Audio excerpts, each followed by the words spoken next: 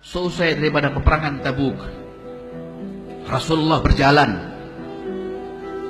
sambil menonton daripada untanya.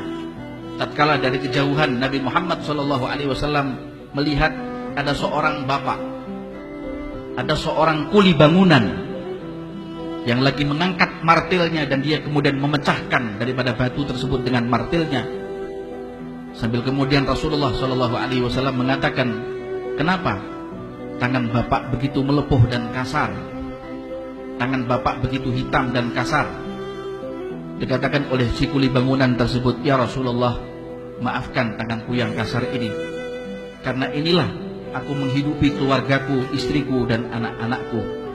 Setiap hari aku mencari nafkah dengan menjual pecahan batu-batu gunung ini untuk aku jual ke pasar, yang hasilnya untuk aku berikan nafkah makanan untuk istriku dan anak-anakku yang ada di rumah sana. Maka kemudian Rasulullah mengambil tangan sang bapak tadi itu dan menciumnya.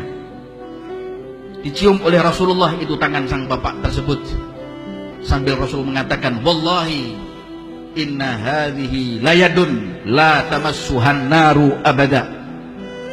Demi Allah, ini adalah tangan yang tidak akan tersentuh dengan api neraka Allah Ta'ala selama-lamanya.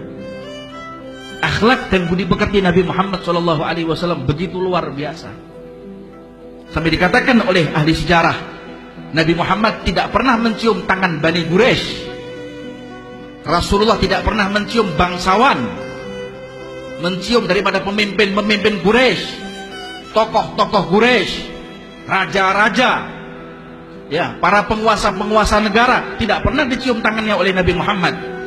Justru Rasulullah SAW pernah mencium tangan seorang kuli bangunan sambil mengatakan, ini adalah tangan yang tidak akan tersentuh dengan api neraka Allah Ta'ala. Akhlak dan budi pekerti Rasulullah SAW inilah yang dicontoh oleh para sahabat, hingga menghujam hati para sahabat ini cintanya kepada Nabi Muhammad SAW. Ya ikhwani yang dimuliakan oleh Allah Subhanahu wa Ta'ala, pelajaran yang bisa kita ambil, poin-poinnya adalah janganlah pernah kita meremehkan orang lain dengan melihat masa lalunya. Karena ketahuilah bahwa orang yang pernah berniat ingin membunuh Rasulullah, berniat ingin membunuh Rasulullah, tatkala dia wafat dan meninggal dunia, maka kemudian sahabat tadi ini yang sebelumnya dia masih menjadi kafir, setelah dia masuk Islam menjadi sahabat besar Rasulullah, dia terbaring di sisi sebelahnya Rasulullah ketika wafatnya. Siapa itu? Sayyidina Umar ibn al-Khattab radhiyallahu anhu wa ardhah. Jangan pernah kita melihat seseorang dari masa lalunya, karena tatkala ada seorang laki-laki yang dahulunya dengan menghunuskan pedangnya untuk memerangi agama Allah Ta'ala, tatkala dia menjadi seorang sahabat Rasulullah, pedangnya menjadi Saifullah. Siapa itu? Khalid ibn Walid. Jangan pernah Anda melihat daripada harta dan status seseorang, karena dilihat daripada rupanya yang kurang menawan. Sahabat Julaibib, tatkala dia meninggal dunia, Rasulullah SAW di peperangan Uhud mengatakan kepada para sahabatnya, siapa yang kalian bilang saat ini? Kalian kehilangan siapa di perang Uhud ini? Maka sahabatnya mengatakan, kami kehilangan pamanmu ya Rasulullah, Sayyidina Hamzah.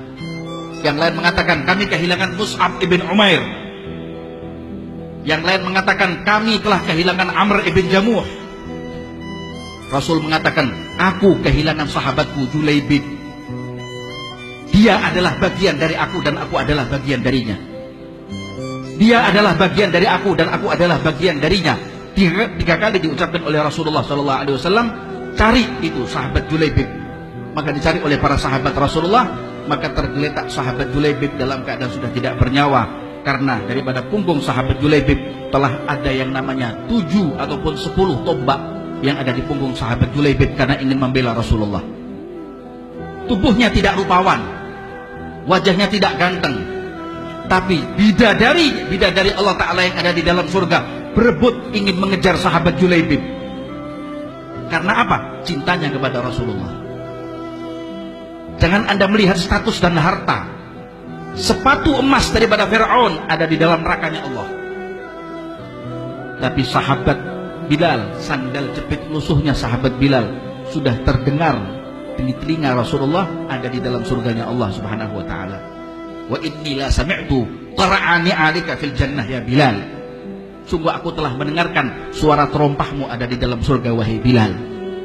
Ikhwan yang dimuliakan oleh Allah Subhanahu wa taala, semoga insyaallah dengan pertemuan ini menggugah hati kita untuk selalu menelaah, membaca, kemudian juga kita ajarkan kepada anak-anak kita, kepada keluarga kita akan sirah bagaimana perjalanan seri kehidupan Rasulullah Shallallahu Alaihi Wasallam, agar supaya kita tahu begitu agungnya dan begitu maha sempurnanya Allah Subhanahu Wa Taala menciptakan dan memilih nabinya Rasulullah Shallallahu Alaihi Wasallam untuk dijadikan kita sebagai orang yang mengikuti Rasulullah, Rasul sebagai panutan kita, sebagai guru kita, sebagaimana yang telah Allah Ta'ala abadikan di dalam Al-Quran. Laqad kana lakum fi rasulillahi uswatun hasanah liman kana yarjullaha wal yawmal akhir wa dzakarallaha katsira. Amin ya rabbal alamin.